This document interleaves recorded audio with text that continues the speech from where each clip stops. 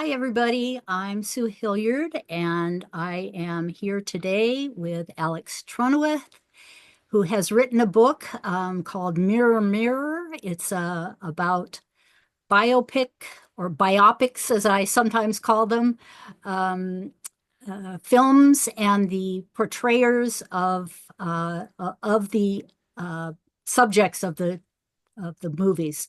So, welcome, Alex. It's good to have you here.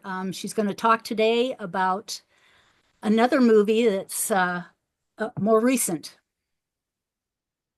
Yeah, so I watched over 200 biopics for Mirror Mirror, and we had to select um, just over 100 of them because not because the astrology wasn't working, but because the book was just getting impossibly difficult to manage.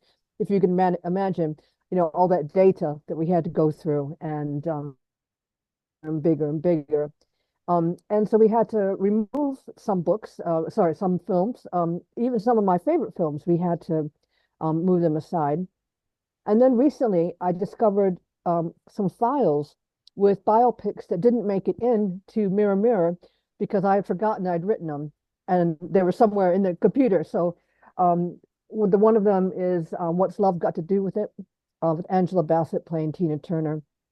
Um, there were research and birth data. They're a movable feast. So, Mirror Mirror was written 5 years ago, just before the pandemic hit.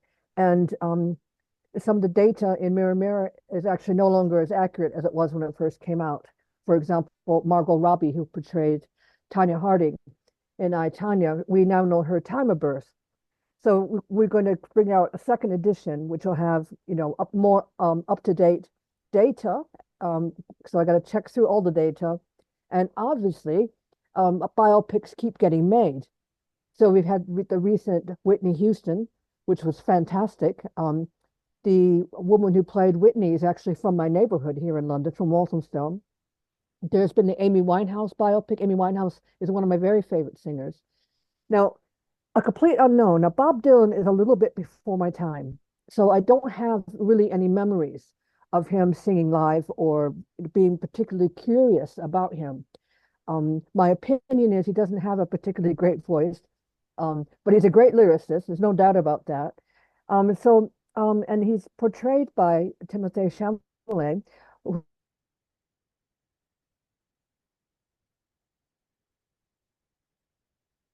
actually singing all the songs. And 5 years is a long time to prepare. And I am quite familiar with Bob Dylan's voice now because my ex-husband was a fan of Bob Dylan. I'll spare you the Bob Dylan ditch experience.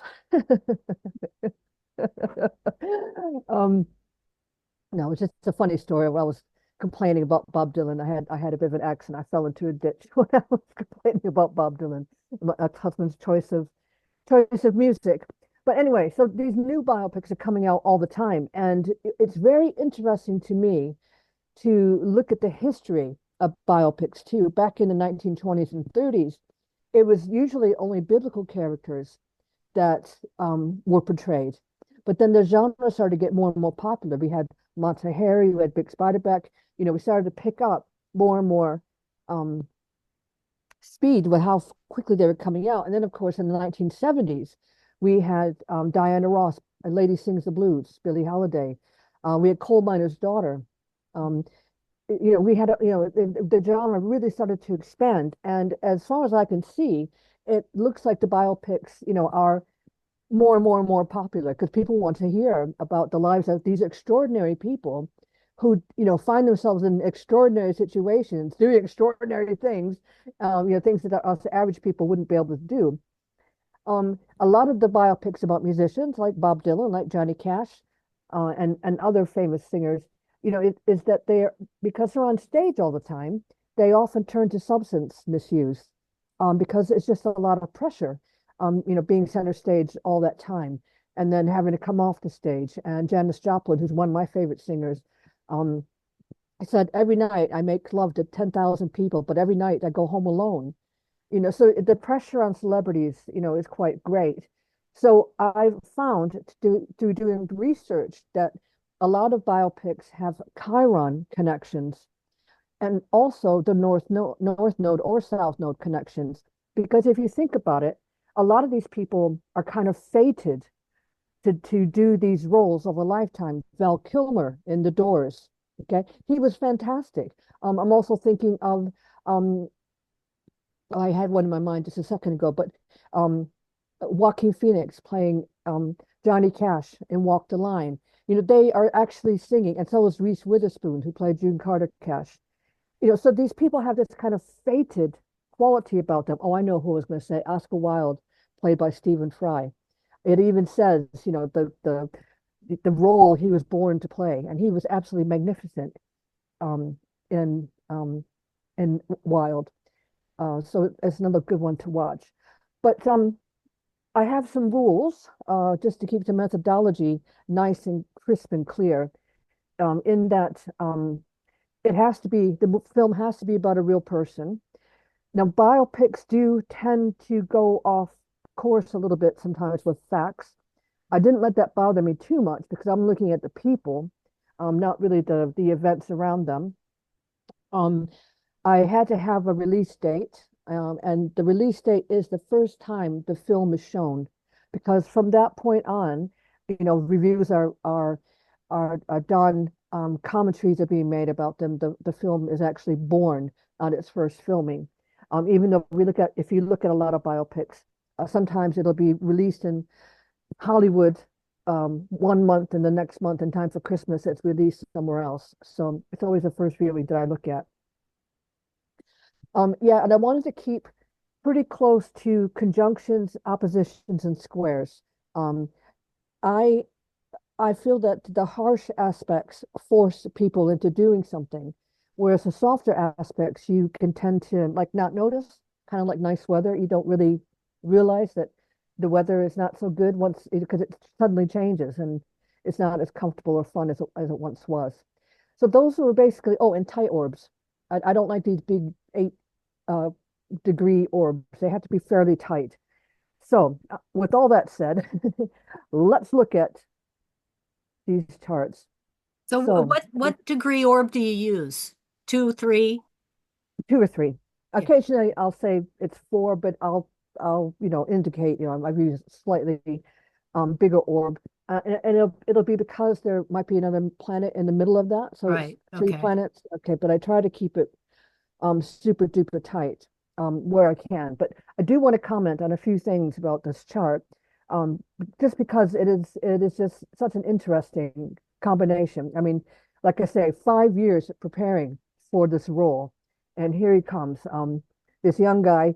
He was in a really good film called "Call Me by Your Name," and I think he made it when he was probably like 16 or 17. Really excellent film, but not a biopic.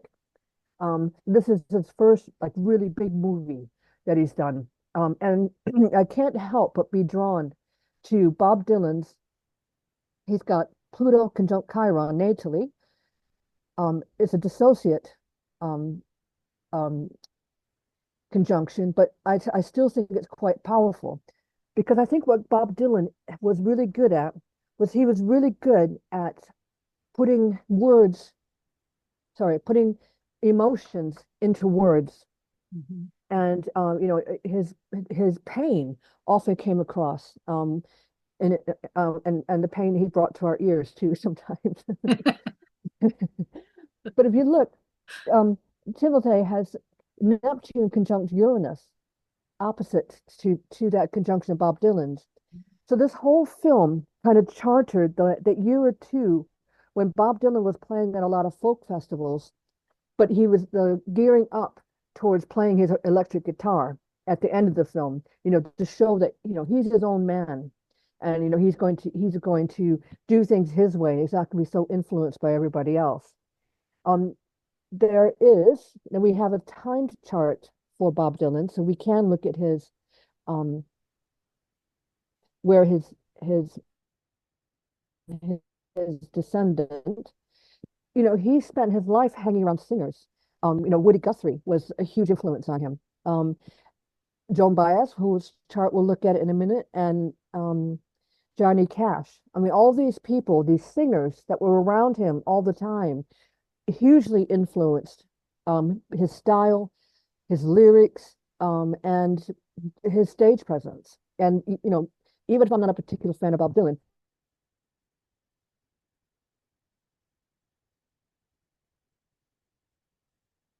that Mercury. So he's done these wonderful things. Um, Alex, Yep. you cut out just a little bit right before you were talking about his Mercury. Yeah. So I was just saying, yeah, I just got the little sign that said internet's unstable. Sorry about that. No Um, worries. I was just saying that his words had a huge effect on his audience, and he might not have the best voice, but he made the most of what he had, which I think is a sign of Saturn in Taurus, which is over here, and he has his moon there as well. He was a melancholic guy, he wasn't, Mr. Happy Camper playing, songs in major keys and, you know, all that. They were, powerful songs, Um, we have to be careful with Timothy's moon because this is a noon chart, but either direction, it would be close enough to Bob Dylan's South Node. And as I mentioned, you know, Timothy was born to play this role. He just stepped into those shoes. He was so convincing to me because like I say, my ex-husband was a fan of Bob Dylan, so I'm very familiar with the music. And just watching him, I was like, my goodness, this is, a really amazing performance. Sadly, though, Timothy didn't get a BAFTA, so it makes it unlikely he'll get an Oscar. But, might surprise us. Just because you tend to get an Oscar if you get a BAFTA doesn't mean it's going to be an impossible task. And a few other things. Bob Dylan, as a musician and singer, his North Node is conjunct his natal Neptune, and um, opposite to Timothy's moon, and maybe pulling in that Saturn as well. And the Neptune of the film release, which is this outer chart here, is right on that conjunction. So I think that when looking at the charts of real life people and the actors who portrayed them, as well as the transits, you'll often get this spectacular lineup of planets that really make sense in terms of why they're popular and what made that actor's performance so convincing that we could forget that we were actually watching just an ordinary sorry, extraordinary performance. And the other thing too is the sun. Now, I'm sure Hollywood doesn't look at astrology. I could be wrong, but so I'm sure that this wasn't an accident or a coincidence. But look at the sun in Sagittarius, right on Bob Dylan's Wow. ascendant. So extraordinary, and also picking up the Mercury. So really fascinating things to do when we start looking uh, in depth at famous people and the actors who portrayed them. And doing this project, I first started watching biopics with interest. I mean, obviously, I've seen biopics um, in 2008, and it was called Julia, about the life of Julia Child. And I just thought Amy Adams played Julia Child, and Meryl Streep played Julia Child. And Julia Child was an extraordinarily tall woman, whereas Meryl Streep's pretty average size, but they had a way of making her look really tall, clever camera angles and things like that. But, I totally forgot that I was watching Meryl Streep. And I was just madly engaged with this film because of that performance. And um, more of it is written in Mirror Mirror, but it's things like that that really stand out in my mind. And also actors who learn new skills, like Timothy Chalamet, Margot Robbie, who was in I, Tonya. She was taking off and landing those jumps for of the ice skater Tanya Harding. And again, clever camera angles involved, and a little bit of trickery, but those are her feet that we're seeing taking off and landing. And I don't know how much experience you have with ice skating, but I've never got to the little twisty turny things because I'm afraid of falling. I've had a couple hard falls, and those ice skaters just get up again, do it all over again. And I'm sure Margot Robbie fell several times being an amateur ice skater, but she was in that ice rink 5 or 6 hours a week, for a day, for weeks on end, learning all these moves. So I do really admire actors who learn these new skills. There was Robert Downey Jr., who learned to play the violin in Chaplin just well enough to be convincing that he was a bit better than what he actually was. Wow. So um, yeah. So did you pick up on anything that you want to add to this? Um, no, just the general feeling of that extraordinary actors, you know, are really they do something, they really train for these roles, and for them to then match up astrologically with the subject of the movie is just, I find it just incredible. The research that you've done to, and the connections, the correlations that you've made is just amazing. Yeah, and I have to, thank my publisher too, because this is a massive project. Mhm. All this data. I mean, there must have been uh, just for the charts that were published, there must have been at least 400, 500 charts, and we Wow. had to go through the data that we had to make sure that it was as accurate as it possibly could be. And like I said, sometimes the data kept changing too, so we had to go back and correct that. So, a huge shout out to Margaret Cahill of the Wessex Astrologer for, sticking with me because I probably drove her crazy with my fussy attitude towards getting the data right and, redoing charts over and over again. But Well, and and that's what just makes it so good, is that, that you're, exacting. yeah. Um, and not all the time, I couldn't be perfect. Sometimes I only had a noon chart to work with, Mm. so I just had to be sure that, I made it clear to the reader that, hey, I'm working with the noon chart, so forget the angles. But one more thing I want to point out before I move on to Joan Baez, it's Timothy Chalamet's Saturn return now. Wow. And I found, Saturn to be quite important. In Lady Sings the Blues, Diana Ross playing Billie Holiday, it was both of theirs Saturn returns, Diana Ross's first and Billie Holiday's second Saturn return. And like I said, these beautiful lineups, you just can't make them up. You can't be like, just dismiss it as chance or there seems to be fate at work to allow it. So I think it's going to be a really good year for Timothée Chalamet. He's just going to go from strength to strength now. He's a young, good-looking guy, and now we know he can sing. So um, you have to wish him all the best on this. Yeah. Coming out, manifesting in the world.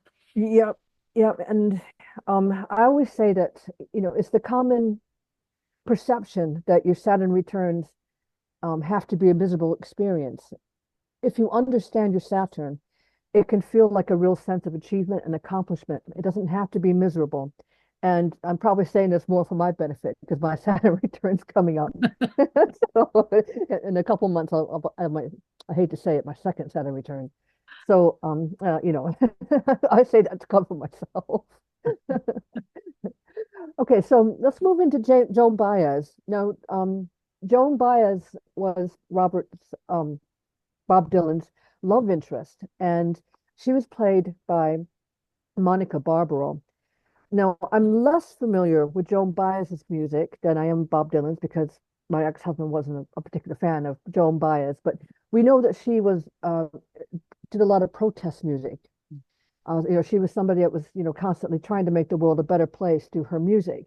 And in a way, her and Bob Dylan shared that passion of, Bob was really good at singing about the pain and about, because America was going through the Vietnam War.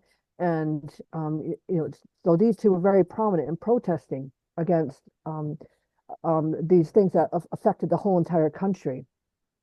So it's the same thing as with Bob Dylan. I got Joan Baez in the middle.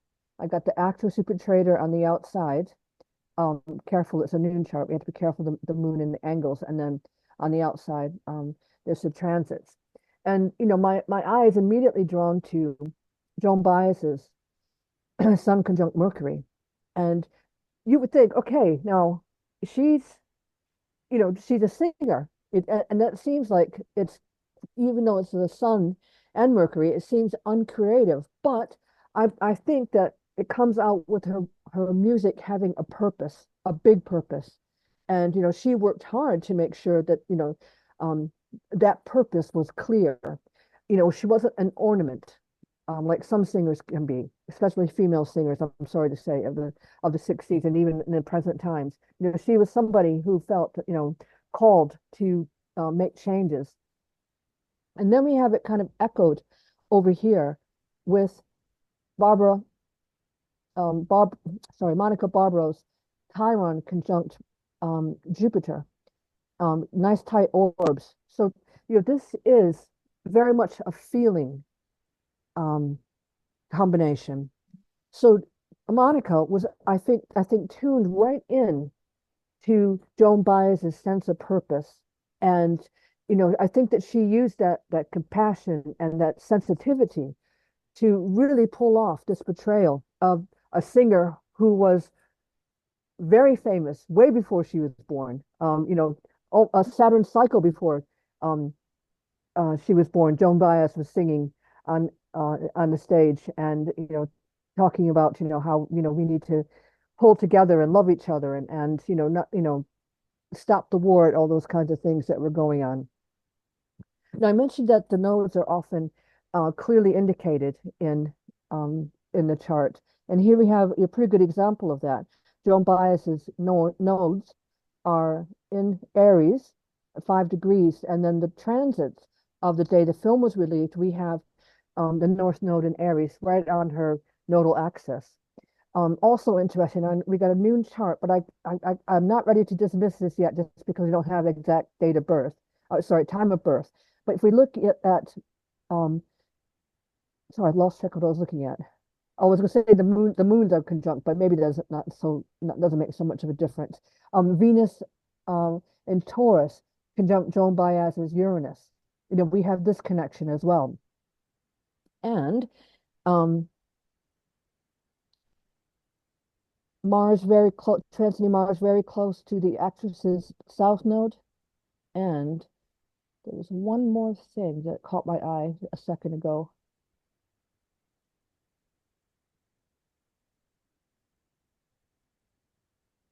Yeah, the Mercury Moon conjunction, although that's a bit wide there. But The Mercury, the transiting Mercury on her Mars in Sag. Joan Baez's Mars, yeah. Yeah. Yeah, and this is about a love affair, kind of Mm. almost portrayed like in a reckless kind of way too. Like Bob Dylan had a girlfriend, and then Joan Baez came along, and so it's a little bit of recklessness involved, I think, there. Yeah, Yeah, brilliantly they were always kind of in the same vicinity. mix. Yeah, the same mix of people, right? The same Yeah.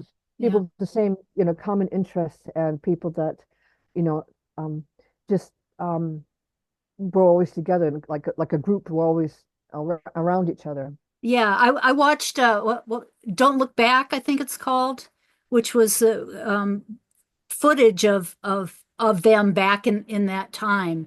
It's a story about Bob Dylan's, early years, but yeah, she was all they were always kind of in a group of friends hanging out. Yeah, yeah. Okay, so if you have any other observations, you guys that are watching, just put them in the comments. Be great to hear from you.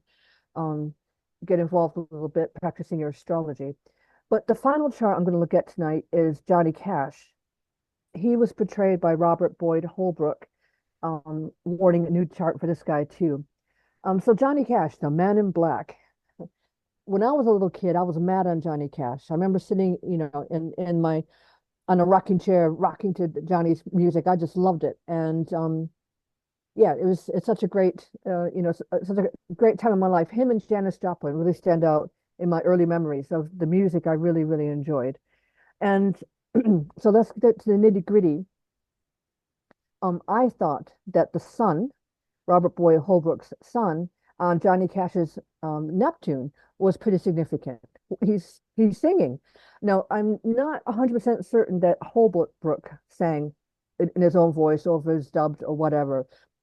But even if he's miming, it was a pretty good job because as a musician, I watch for these things. I'm a trumpet player, and it drives me crazy to see people who don't play the trumpet pretending to play the trumpet. And I'm like, no, there's no such thing as a third valve unless you're playing up really high.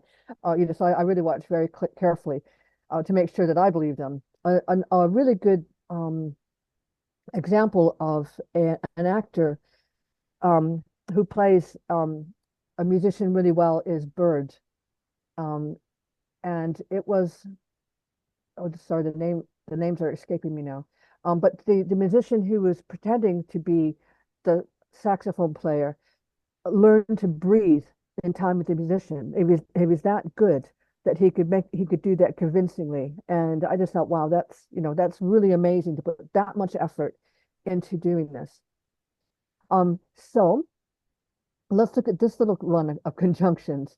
Saturn in Aquarius, the actor's south node, just inside, almost in Aquarius in the same degree, and Pluto transiting that. Um, so Johnny Cash, as I mentioned before, had been portrayed before by Joaquin Phoenix, but Robert Boyd Holbrook held his own against Timothy Chalamet. He stood out in my mind, maybe because I like Johnny Cash, but he really stood out in my mind as being really convincing and almost stealing the show. And we have another example of North Node. This is the singer's North Node, and Neptune transiting that point when the film was released. So I think that's pretty good going too.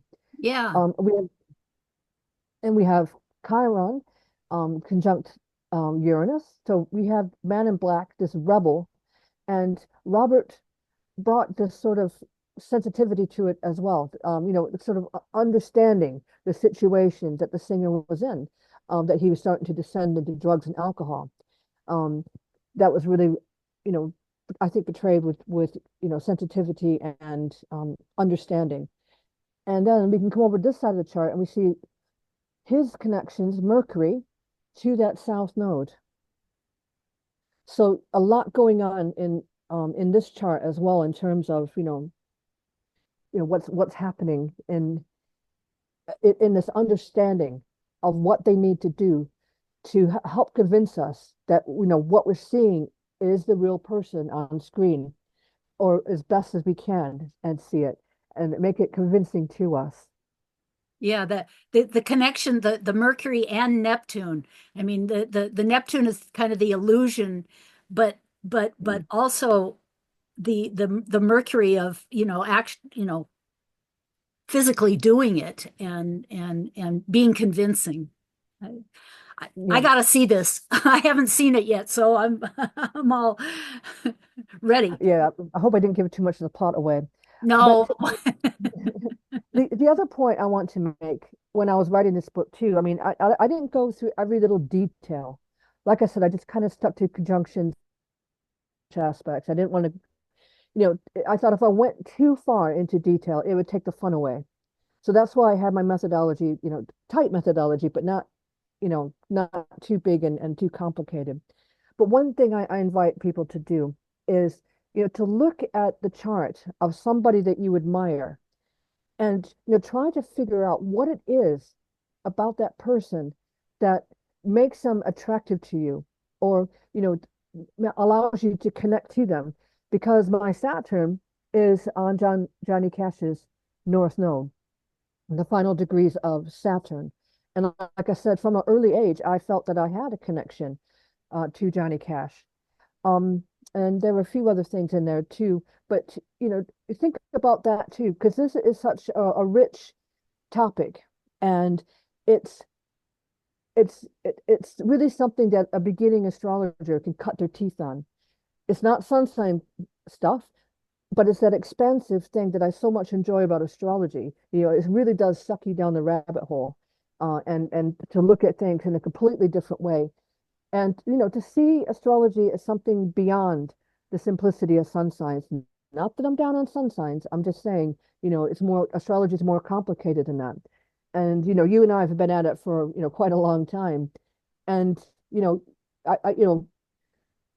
we would have difficulty convincing some people that astrology is a complicated subject because they are so used to just seeing it on that one-dimensional way, which is why I so much enjoyed writing this book because I think it introduces a new concept and a new way of looking at astrology that's fun and informative and just gives you something to think about.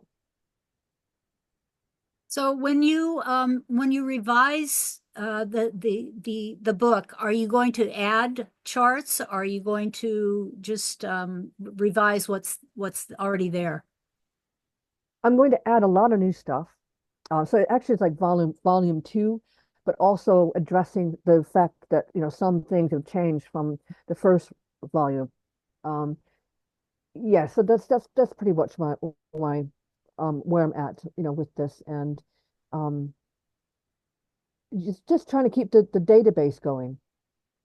It's a big undertaking. I mean, my hat's off to you Yeah. because But it's been a lot of fun, and it's been you know um, a I'll just say a fun obsession. yeah. I really enjoyed it. I never felt it overwhelm me. It did suck me in, but I never felt overwhelmed by it. I just enjoyed it because I like films in general, and um, you feel really motivated when you think you're doing something new, and you have so much material to work with. So, I'm looking forward to getting my head down and getting this next volume out. But first of all, I have Zeus on the Loose coming out, um, which I'm supposed to have finished by mid-March, when that's about um, astrology and education, about Jupiter cycles. So Oh, Zeus on the right. Loose coming out, and we're aiming for August because I have a big book signing here in London. I managed to meet somebody from um, Waterstones, which is a big bookshop in the center of town, Trafalgar Square. Very famous bookshop. So, and their astrology section is not very good. They have a lot of stuff there that's not very interesting, and things that astrologers would really enjoy on those shelves. So this is my chance really to make sure my books get on Waterstone's bookshelves. Yes, fingers crossed and toes crossed and everything else. Yeah, that's awesome. Well, we'll have to talk to you again when that one comes out. Absolutely, I would love that. Yeah.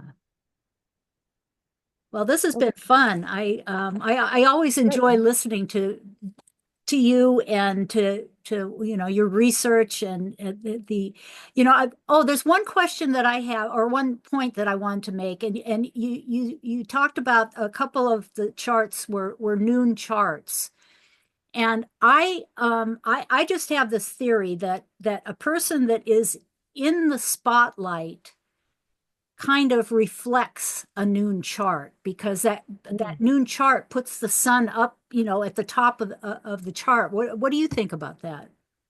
Yeah, I mean, and there's also the theory that people who are extraordinary were born at sunrise too. There's Mhm. that too. I heard that as well. But what I think is important when using noon charts, I know the ultimate goal is to have um, precise data. But I also think, as Kepler allegedly said, we can't throw the baby out with the bathwater. The noon chart still has value. The sun will only move 1 degree in in 24 hours. And if we're using the noon chart, it's only going to move half a degree in either direction. The moon, it's only going to move 6 or 7 degrees in either direction. So, I think there's value. Jupiter and Saturn won't move. Mars won't move much. Venus won't move much. So you just can't use the angles. That's all. Have to be Exactly. careful. Yeah. Yeah. Well, thank you. Is there anything else you want Okay. to add before we finish up? I will put your contact information in the description of the video and